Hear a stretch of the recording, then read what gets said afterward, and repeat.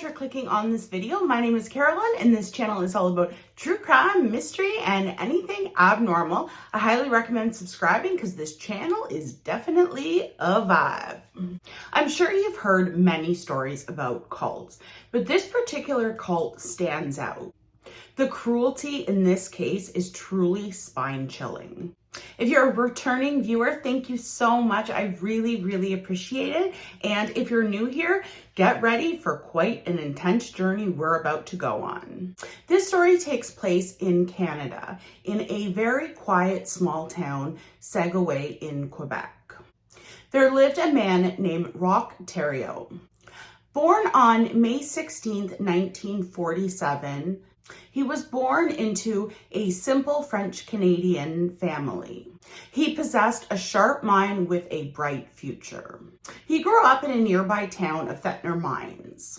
His father was a farmer, and he was also part of the White Berets, which was a very conservative Catholic group that was extremely loyal to the Pope. When Roch was a young boy, he used to go door to door with his father, collecting collections and handing out literature for the White Berets. But as life would have it, Roch's life diverged from the ordinary. When Roch turned 18, he left behind the Catholic beliefs that he had, and he started exploring some of his own unique interests. His father, being a farmer, had taught Roch how to castrate pigs as a child. This sparked his early fascination with shamanic indigenous medicine. In 1967, Roch married Francine Gournay, and together they had two sons, Roch Sylvain and Francois. Roch developed stomach ulcers, leading to surgery and lifelong complications. In 1973, Roch became involved with the Freemasons, and he learned hypnotism techniques from them. In 1974, Roch was done with his marriage and he got divorced from Francine. Soon after, he met Giselle Lafrance. He met her while he was selling hand-carved mugs at the Winter Carnival in Quebec City. In his youth, Roch had dropped out of school in the 7th grade, and he preferred to study the Old Testament. And just like any other cult leader, he believed the apocalypse was coming and there would be a huge battle of good versus evil. Driven by his convictions, Roch went out on a spiritual journey of his own. By the fall of 1976, his stomach problems were getting worse and worse, and at this time he was squatting in an abandoned home. During this period, he encountered the Seventh-day Adventist Church. Intrigued by their health programs and Bible prophecy beliefs, he abandoned his Catholic roots and embraced the teaching of the Seventh-day Adventist Church. Little did anyone know, beneath his facade of righteousness, Roch would tread a path darker than anyone could have imagined. In 1977, Roch convinced a group of people to leave their regular lives and follow him into a religious movement in Sainte-Marie, Quebec. This was the beginning of the cult. His vision was to create a commune where everyone could come together and listen to his inspirational speeches, live as equals, and rid themselves of sin. Doesn't that sound like the beginning of every other cult? But things started to take a dark turn when Roch demanded that his followers cut off communication with all of their family members who were not part of the commune. He even cut ties with the Seventh-day Adventist Church because it went against the values that he wanted to teach. But Roch's fear of this impending apocalypse that he thought was coming was completely consuming him. He believed that God had revealed to him that the apocalypse was going to come on February 17th, 1979. To prepare for this cataclysmic event, he led his followers on a journey to a mountainside. He called it the Eternal Mountain, and it was in the Gas Peninsula. He convinced his followers that this is where they would all find salvation. The group intensified their focus on Bible study and group confessions during this period. In April 1978, Roch was actually expelled from the Seventh-day Adventist Church because of the preaching that he was doing. By June, he had had a vision of the group being at the base of a mountain that happened to be in the Gas Peninsula in eastern Quebec, which conveniently is where they already were. Following this, members of the cult started to refer to him as Moïse, which is Moses in French. He wanted everyone to look the same, so everyone wore the same tunics without any undergarments. This was meant to show equality and their devotion to the commune. Their group at this point was called the Holy Moses Mountain People. By October 1978, Roch had had sex with most of the female cult members. Over time, every woman in the cult became one of his wives, with one exception. Roch's right-hand man was Jacques Gouillard, and he was married. So Jacques' wife was the only woman in the cult to not become one of Roch's wives. Because of the massacre at Jonestown, which had just happened November 18th, 1978, people started understanding what cults were and how dangerous they were. So the media and the public was viewing these tunic-wearing people as members of some strange cult, and they were 100% correct. At one point, Roch was arrested for a petty crime, but he was also given a psychiatric evaluation. The experts believed that Roch had mystical delusions, but they concluded that he was not dangerous, and they were completely wrong. This man would go on to do the worst things I have ever heard done in a cult in my life. To keep the community growing and maintain the members' loyalty, he did something shocking. He began getting all of the women in the cult pregnant. He ended up having more than 20 children with 5 different women. The numbers for everything relating to this cult change slightly from source to source, but roughly in 1978, there were 40 members of the cult. So everybody's waiting for February 17th, 1979, because that's when Roch says the apocalypse is happening. Well, February 17th comes along, and shocker, there's no apocalypse. And this caused some of the members to start doubting Roch. But he came up with a very interesting explanation for this. He said that time on Earth and God's time don't run parallel. So it was just a slight miscalculation on his part. Okay. And just imagine how the family members of these cult members are feeling, because they have had their family members completely cut them off, and not really for any reason other than Roch wanted to isolate them. So the family members of these cult members, although they had no contact with their family who were in the cult, they were getting very concerned, and they were trying to come up with ways to see what they could do to possibly get back into contact with their family members. So once Roch's prophecies had been proven wrong, and there was sort of a seed of doubt in some of the followers, this is when some of the family members got involved. There was a woman by the name of Chantal Labrie, and her family requested that they have a psychiatric evaluation done on her. Roch and 3 of his followers were taken to the police station for questioning. And I have to say, the way the police played this was pretty good. So what they did was they brought Roch to the police station, and while they have him at the police station, they actually took family members of the other cult members who were still on the mountain.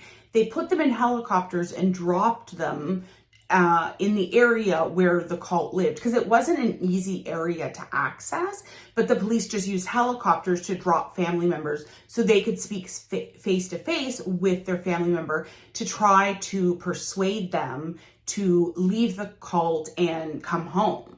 But the attempt ended up being unsuccessful, and Roch was let go by the police. In 1984, Roch and 22 of his loyal followers decided to leave Quebec. They went to Burnt Lake, which is in central Ontario. And Roch would make these cult members do a lot of very hard labor all day, every day. And he would say, as he would watch them working on these different mountain areas, that he would say that it reminded him of ants working in an anthill. And this is when he named the group the Anthill Kids, and this is where the name comes from. At this time, Roch changed from an inspirational leader to something much, much darker. Roch had always had a drinking problem, but it kept getting worse and worse. And he became extremely controlling over every single member of the cult. He started making very strange rules. One rule was that the cult members were not allowed to speak to each other unless Roch was in the room and could hear what they were saying. The cult members were also not allowed to have sex unless Roch said that it was okay. And at this point, I would have been out. But Roch's charismatic personality helped him hide his very strange behavior. No one dared question him or blamed him for any of the abuse they were suffering at his hands. This is where things start to become very sadistic. This is when he begins starting to hand out punishment. Roch began spying on all of the cult members, and he would then later tell them something that they had done that he wouldn't have known if he wasn't spying. But he would say that he got this vision from God, and that's how he knew this information, when really he knew the information because he would spy on them. But unfortunately, the members really thought that he had these visions from God that were telling him everything they were doing. If anyone attempted to leave the group, Roch would beat them with a belt, hammers. There were even times where he would hang people from the ceiling. If he was angry with one of the cult members, he seemed to like getting tweezers and plucking all of their hairs out all over their body. And he would also defecate on them. The punishments were diverse, and there were many of them. To make money for the cult, the Anthill Kids would sell baked goods. Those who would not bring home enough money in Roch's eyes, they would be subject to his punishments. Life in the group was becoming a complete nightmare. If you watched last week's video about the bone crusher, bones are back again in this video. He would force members of the cult to take a sledgehammer and break their own feet and legs. And I can't believe I'm talking about crushing legs again. And this was all done to prove their loyalty to Roch. They were forced to sit on lit stoves, and this would cause absolutely horrific burns to them. Roch would also sometimes force them to shoot each other in the shoulder as a punishment. The cult members were forced to eat dead mice and feces. And any random cult member could be told by Roch to cut off another member's toes using wire cutters. Like, however cruel all of this sounds, what was done to the children was even worse. All of the children were essayed, and what Roch preferred to do with the children is to hold them above lit fires. So he would light a big fire, like a bonfire, kind of like, you know, a high big fire, and he would take the children and hold them over the fire, and they would get horrific burns all over their bodies. There were also times when children were nailed to a tree and had rocks thrown at them.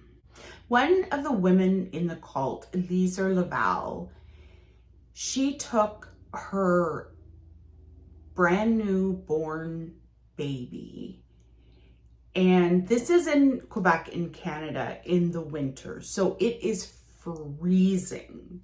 She took her newborn baby and left the baby outside to die. So this baby literally froze to death. And the mother claimed that she did this to protect her child from the torture that the child would go through if they grew up in this cult. I don't understand how torturing a baby to death is saving or helping them, but this is unfortunately what was done. Roch tried to return to the religious followings that the cult had begun with. Roch thought that he could cleanse the other cult members of their sins through these extremely harsh punishments. Cult members would be stripped of all of their clothing and beaten and hit with whips. Anything sick thing that came into this absolute monster's mind, he would do to these people. Roch continued to assert that he was a sacred figure, and he began performing medical procedures on the cult members. He has absolutely no medical training, and nothing that was done could be seen as helping anyone in any way. This was just purely causing pain and eventually death to some of them. He thought that he could show his followers how he could heal people through these amateur and highly illegal procedures. One of the procedures that he did often is he would inject 94% ethanol directly into members' stomachs. Many of these surgeries had a sexual component to it. He would perform both male and female circumcision on the members and the children. In 1987, social workers and the police came in and they removed all of the children. So 17 children were removed from the cult at this point. But Roch encountered absolutely no consequences for anything that he had done. In an incident in 1989, one of the cult members named Solange Bollier complained that she was having stomach issues. Roch decided to perform another amateur surgery without anesthetic, by the way. He had her laid naked on a table. The first thing he did was punch her in the stomach. So I don't know how in a medical procedure that could be seen as something that would help someone. He then forcefully inserted a tube into her butt to give her an enema using molasses and olive oil. He then proceeded to cut open her abdomen and rip out part of her intestines. And he did this all using his bare hands. Roch then asked another cult member to sew up with a needle and thread the cut that the woman now had along her abdomen. He then instructed another woman to force a plastic tube down her throat and exhale into it.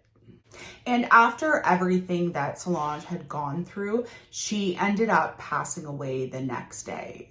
After that, Roch told the group that he could raise Solange from the dead. Yep, he was going to bring her back from the dead. What he did to try to bring her back from the dead is just horrific. So Solange has passed away.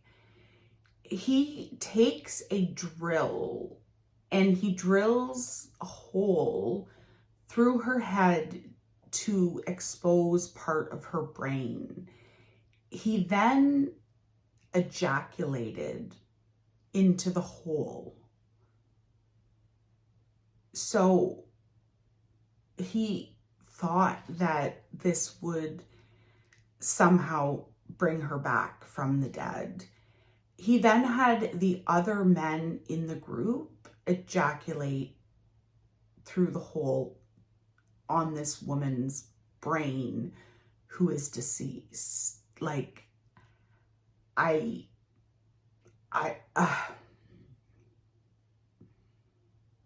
don't even know what to say to that. It's